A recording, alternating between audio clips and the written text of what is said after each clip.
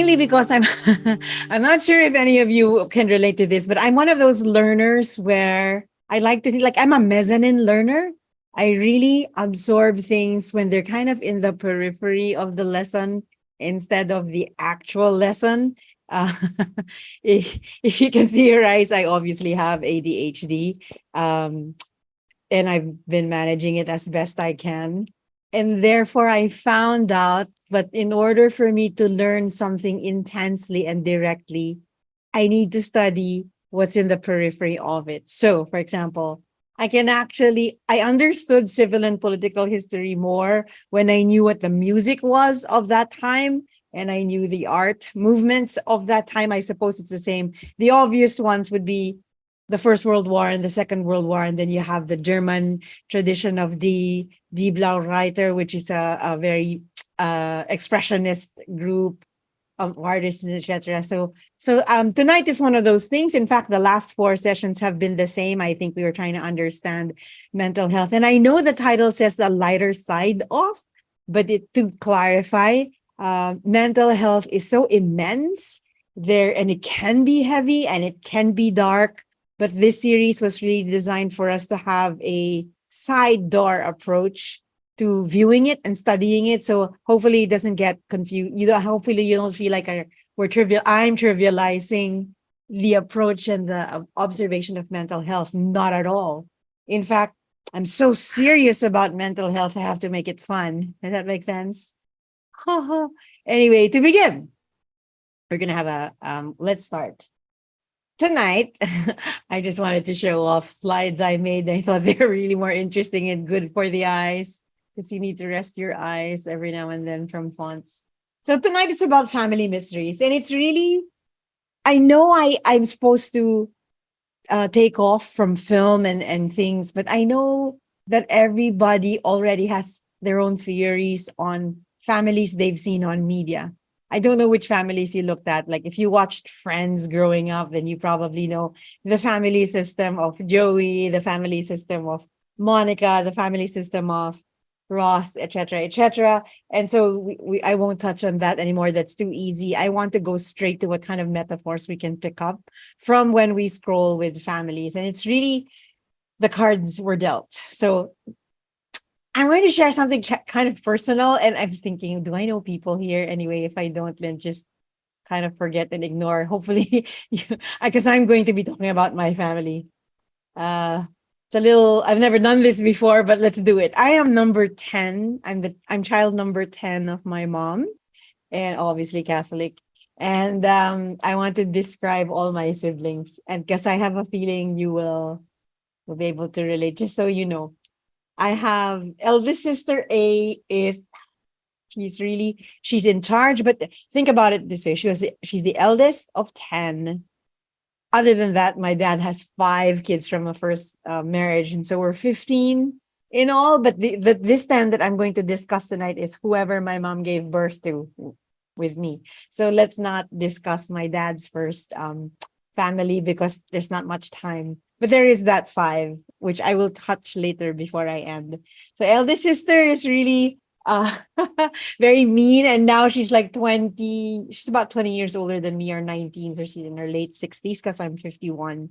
She's very Catholic, etc. Rigid, and if I could use bad words right now, I'd probably use it. She was rigid and because of her, I always had my school uniform pressed and prepared the next day. Second sister is the gorgeous one. She's really beautiful, fine facial structure, very slim and tall. And you know what? She produced 2 perfect children as well. It's amazing. Eldest son is an Olympian, went to Cal Berkeley, finished international economics, expecting first baby with first girlfriend, super perfect. And then the daughter went to Stanford, finished PhD now, lives in Hawaii, is married to a wonderful guy, and blah, blah, blah. So sister number 2 is perfect. Eldest brother, it only says samurai because he's one of those quirky ones that believed he was alive in another time zone and he was a samurai. So that's the quirk. I'm not sure if that was drugs from the 60s or it's a personality trait. So these are the personalities. I won't go through it because I'm sure you can read all of them. and you can just go ahead. But I like sister number 4. Do you see it just says OMG? Yeah, and I don't need to describe that anymore. Are you thinking of your siblings and how many of you have? I wonder how you describe them in a nutshell. My brother, there's only one. The brother who's the youngest, the one I followed, because this is me. I'm number 10.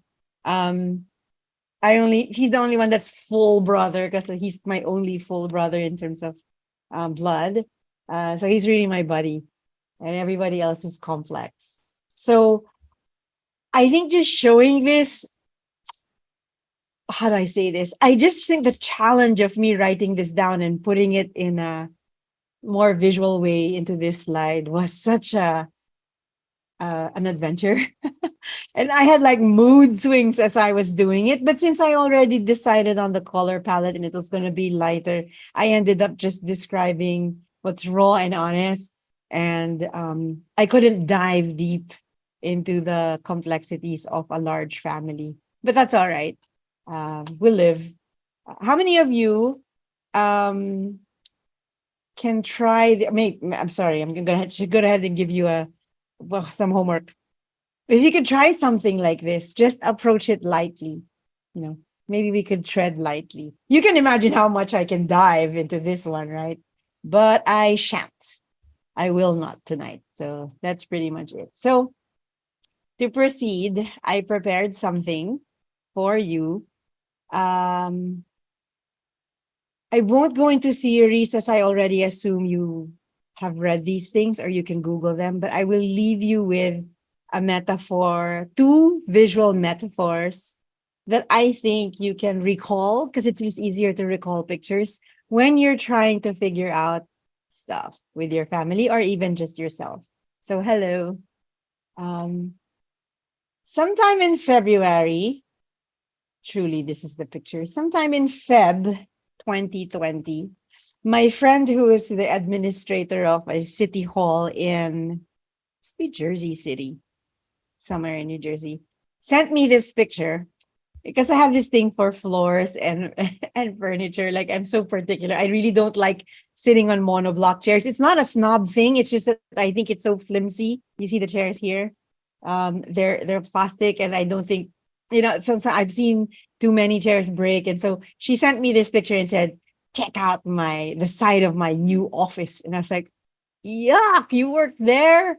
Lord, they can't even fix the floor, etc., etc. But Feb 2020 was the start of news about Wuhan and the virus, right? So she said, but for 8 days next week, we won't have work.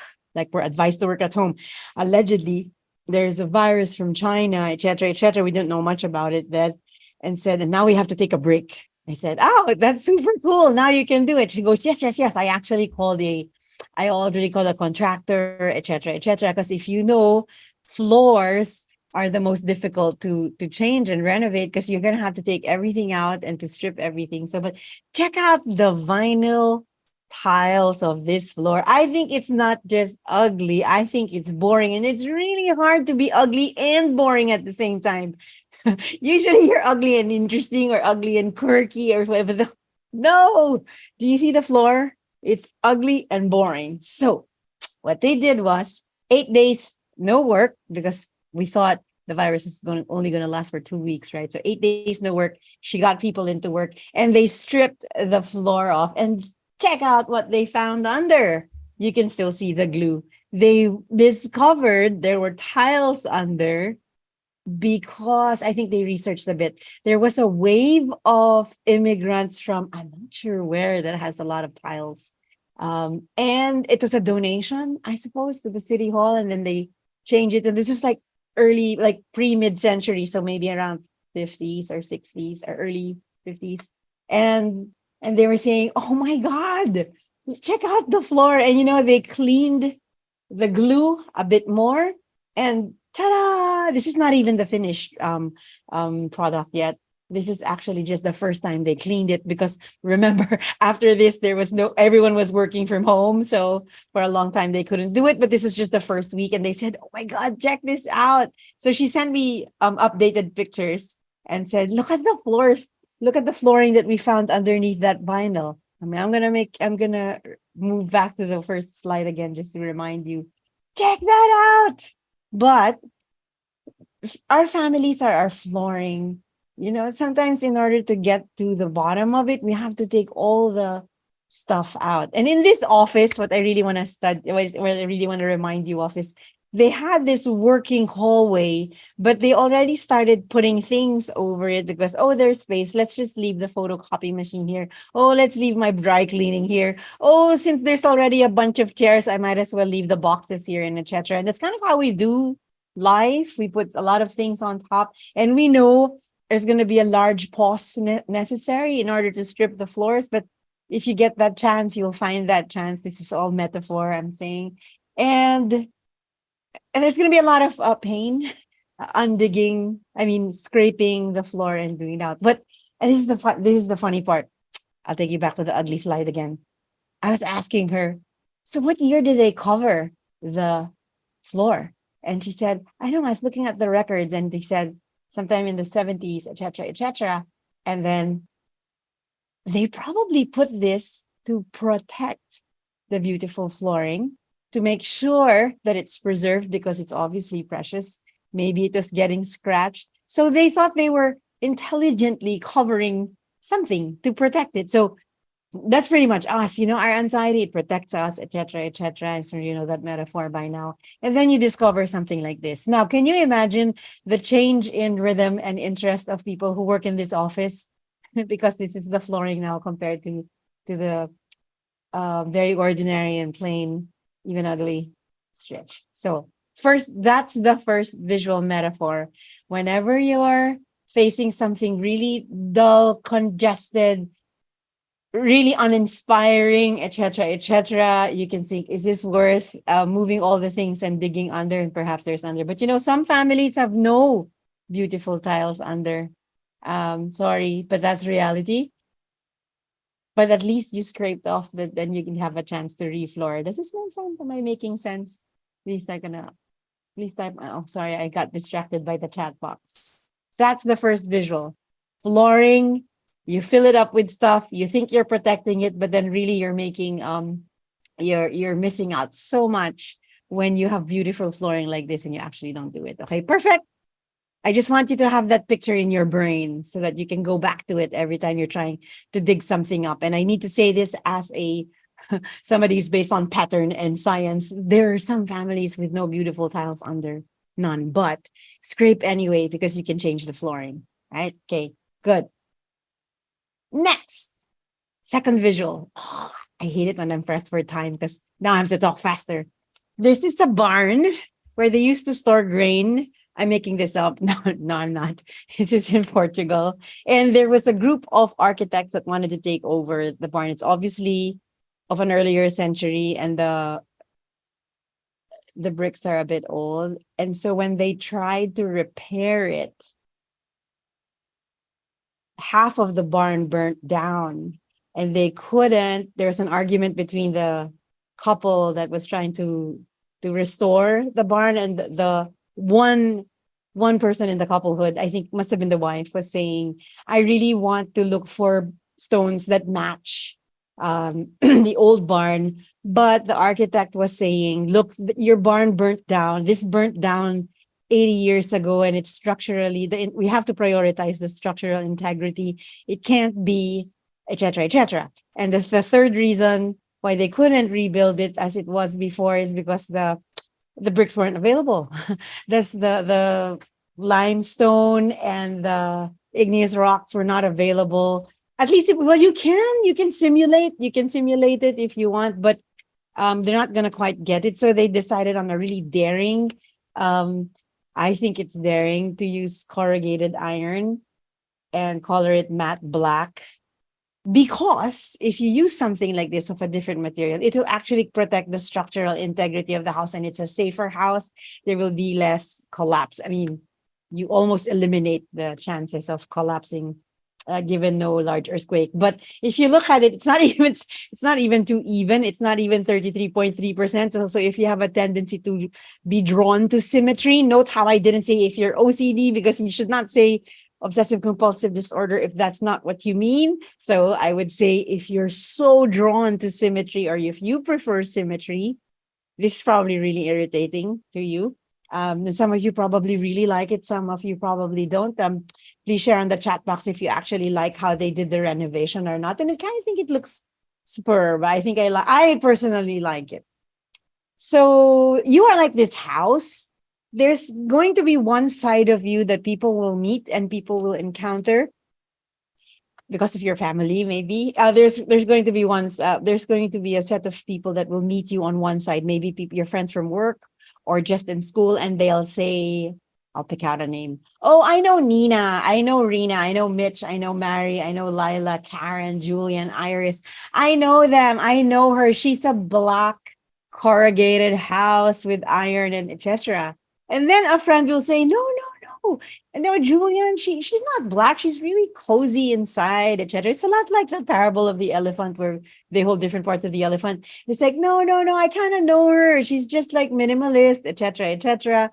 And I really know her. I think she's an awful person. And I know she's made of brick. But then some people see you from afar and they say, complex. But the good part is, I don't know if this is good or bad, but there will be a select few who will know both your sides, who will know that there was a fire. So this is not a reckless, lazy rebuilding of restoring a barn. It's because the bricks were no longer available. There was already a side of the house that was damaged, waterlogged perhaps, or fire damaged, obviously. And the priorities for it to be cozy and livable again and safe inside. And if the decision has to be, we will use other materials to build, then so be it. Then it will be that. And there will be sides that will just see one side of you, and they'll say, oh, I don't know him. He's a black character, etc., etc. So there will be a choice set of families that will actually see your entire side. I kind of like how they evenly put the doors and etc.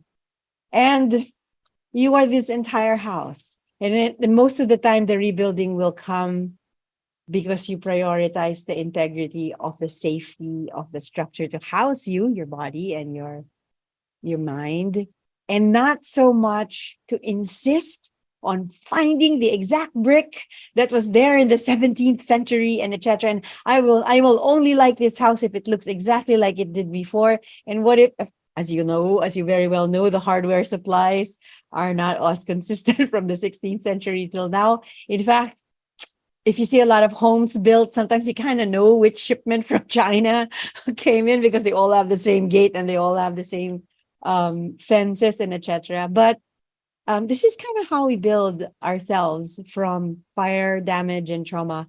Sometimes we are challenged to build and scrape and be happy to find a design that's actually prioritizing our safety, even if it doesn't look like what it looked like when we were young. Those are the two metaphors I want you to hold on to when you're trying to deal with family mysteries. I don't think we need to go and dive down, other than I don't have much time, into the complexities, because every family has a complexity that we understand. And it can tend to be really dark and heavy. It can be that. But I want you to hold on to these two visuals I shared tonight, because these are two possible approaches to swimming through our family mysteries. It's not going to be so hard. End of input. And I got the gang 10 minutes left. I will make this really short. I really want you to focus on the home. On the chat box, kindly type if how this picture makes you feel. Good, bad, sad, quiet, happy, pale, calm, etc. Cozy, sad, aw, peaceful. It's the same porch, guys. Sometimes it looks sad, sometimes it looks calm. I see it as a respite, because if you grow up in a family of 10 kids, a alone time in the porch is precious. So it's different, or sometimes it's lonely. So we have 2 minutes left. I will play a 2-minute track, like I need a sweater. That's good. I play a 2 minute track just so that we can wash the whatever filter you have regarding this isolated porch. When I'm playing the songs,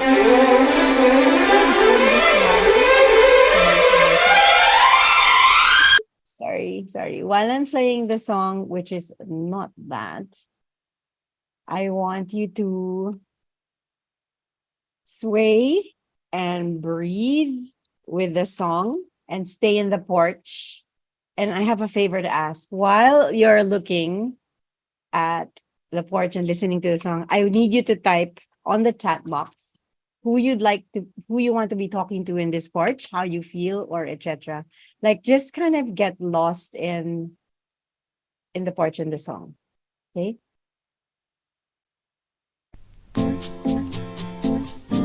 Can you hear the music, Mary?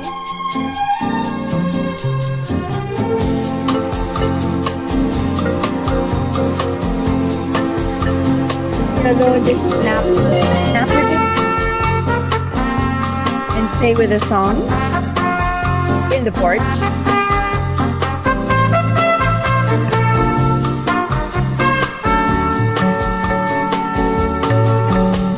Okay, here's the exercise. We're there, and this is the song. What would you like to be drinking?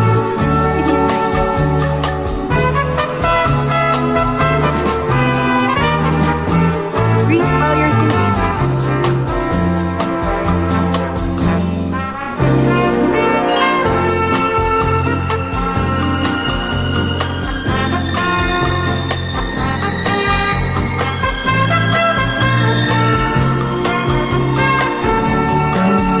Snap if you feel like it.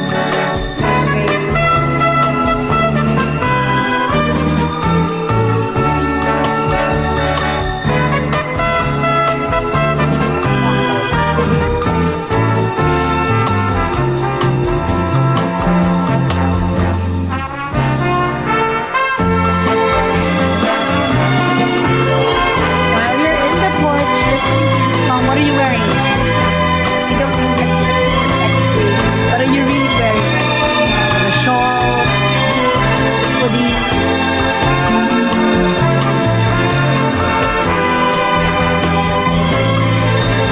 Your shoulders.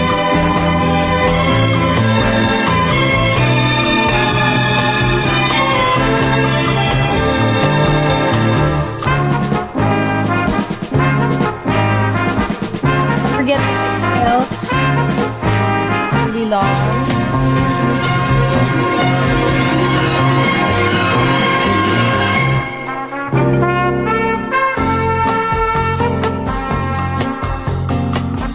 Last few seconds. Can you give the song a title?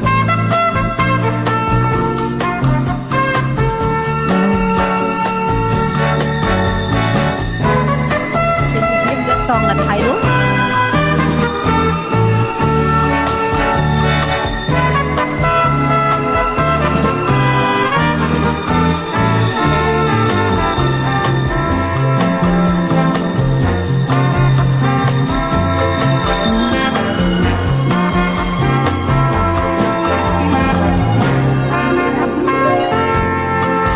Exhale till you hear the last sound of the song.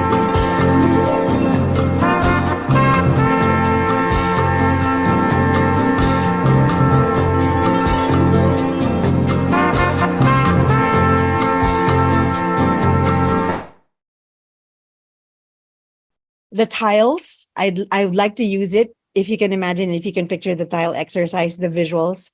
What were the 2 years over the pandemic like for you? What were you, because you had time to take some of the things out and scrape flooring. What did you find out about yourself underneath the 2 years being less mobile physically? That's pretty fun. For the house, definitely marriage. It can be a metaphor for marriage or friendship. We have this large tendency to really romanticize the old days. That's part of being trauma.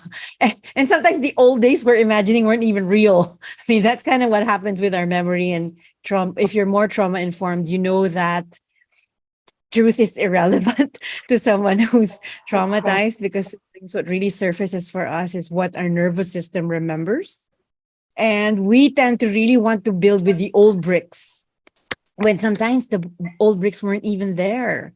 If you have this theory, and everyone here, I imagine, has read this, the trauma is not just the bad stuff that happened to you, it's also the good stuff that never happened. Sometimes we didn't have the bricks at all. And that's it's happened.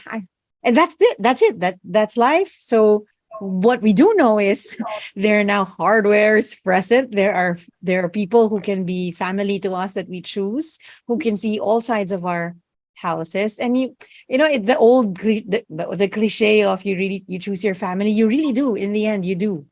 It would be wonderful, and it's actually so mammalian to want to really be solid with your tribe. I mean, how can you not want to be solid with your tribe? You are so teamed up and solid with whoever is a Celtics fan or a Lakers fan, or if you're the same team, you're like high five, and you really hate people who don't like the Yankees or blah blah, the Red Sox. That's just a sport. Can you imagine lineage, ancestry, same last name? You look alike. You have same hands. Your shoulders are similar. Of course, you want to be bound to them, with them, affiliated with them. There's a solidness about it. That's just how we are.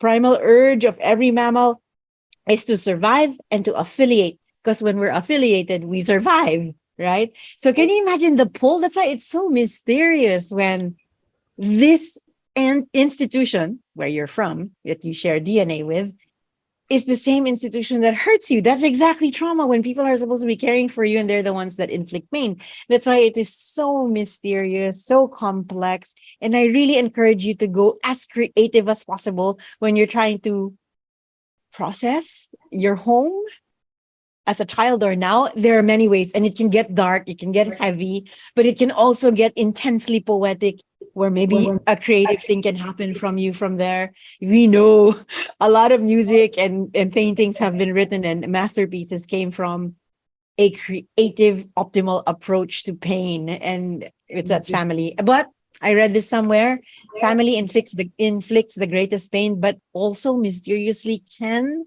be the balm, the only balm. But it doesn't mean it's the same people.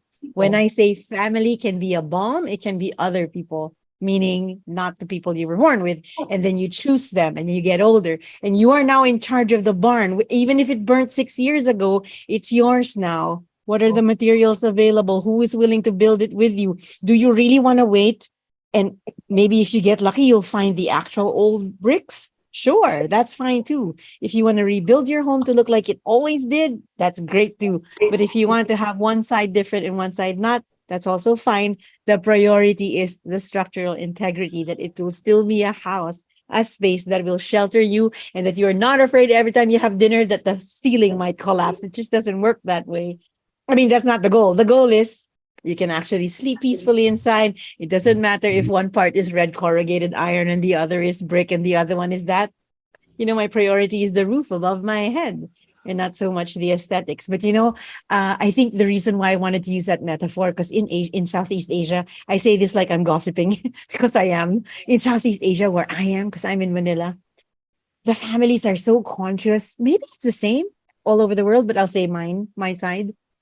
It's so worried about the image and the perfection, and that we're all, solid, and everyone's achieving and everyone loves each other. And, we code switch to death. Like when we're out to dinner with other families, we all look like the Brady Bunch, and we all look like we get along. Like we all become like Oscar winners, and and I don't think we're faking it. I think it's just the priority to support our parents, that we look like a loving family. And so all of a sudden we're just so loving, and we're laughing at each other's jokes in a dinner outside with other families. But at home, we just kind of like, pew, pew, pew, I don't know, but I don't think it's fake at all. I think we just know that's when you circle wagons around each other. You're like defending each other. Because, I hate one sister. Obviously, you knew which one she was. She's the OMG sister. I really don't like her. I love her, but wow, I don't want to be anywhere near her. But if somebody picks on her, I'll be angry, and I'll actually still defend her in the end, because she's like my tribe, but sometimes I leave her alone, because I realize, oh, she's not a toddler anymore. She can defend herself,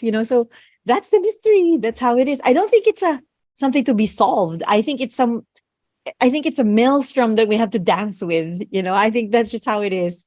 My goal when I was younger, my only goal was not to strangle anyone. And then I succeeded. I didn't strangle any sibling growing up. And now the goal is like just that you can be with. My only goal now is that I can have dinner with them as myself today, and not have dinner with them and I revert to 11 years old because I'm the youngest. Does this make sense? I want them to meet me as a 51-year-old. I think that's my goal. And I inch my way towards that. The pandemic kind of helped because we were only on Zoom and Viber for a long time. And so you sound way more grown up when you're just texting, right? But when you're faced with each other, all of a sudden I'm 9 years old again because I'm the youngest.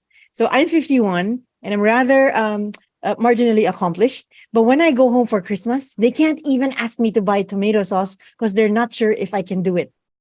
Because they totally forget that I'm older. I mean, I grew up. So that's where we are. Trauma knows no time and place. You kind of just, where you leave the pain, that's where you kind of go back. So I want you to think of renovating, think of rebuilding, think of new materials, think of approaching. The priority is the structural integrity and not so much the restoring of what it used to be like. I think that's part one of approaching the mystery of family. I hope you enjoy renovating your spaces. Thanks, Gang. I'm sure everyone watching has lots of stories of their own. It would be wonderful if we were all together sharing, but now it's time to end. Thanks so much for all that interesting information and interesting take on perspective.